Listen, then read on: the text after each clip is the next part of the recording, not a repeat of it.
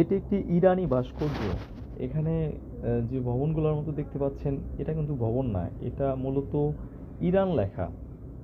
এখানে আপনারা দেখবেন এই যে যত কারুকাজ দেখেন, একটা ভাই জবের পাশাপাশি সে সবগুলা এই কারুকাজটা পুঁতি আছে না, পুঁতি দিয়ে বানানো, পুঁতি দিয়ে বানাইছে এবং ভিতরে খুব সুন্দর লাইটিং করছে।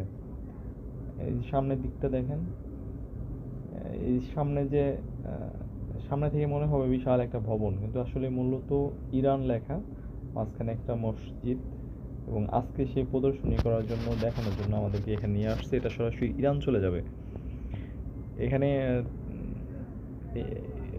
এই সামনের দিকে যে চারটা ছবি দেওয়া আছে, এখানে হিটলার, এই যে নিচের যে ভাইটি, এই হলো এর মূল যে বানাইছে সে। আর এখানে আয়াতুল্লাহ আল খামিনির ছবি আছে, আর হিটলারের ছবি আছে। হিটলার যে 60 লাখ ইহুদি হত্যা করছে, ইহুদি মারছে, এই উপলক্ষে হিটলারের ছবিটা দিছে। আর ইসরায়েলের প্রধানমন্ত্রী নেতানিয়াহুকেও অবশ্য এখানে দিছে, যে ওকে ইরানি ড্রোনের ভয়ে পালাচ্ছে।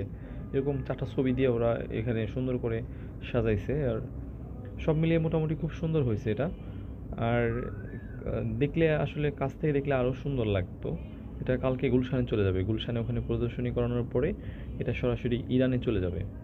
এটা মূলত ইরানের প্রতি যে মানুষের, বাংলাদেশি মানুষের ভালোবাসা এবং শ্রদ্ধা, এবং ইরানের প্রতি সমর্থন জানিয়ে এটা ধীরে ধীরে তৈরি করা হয়েছে,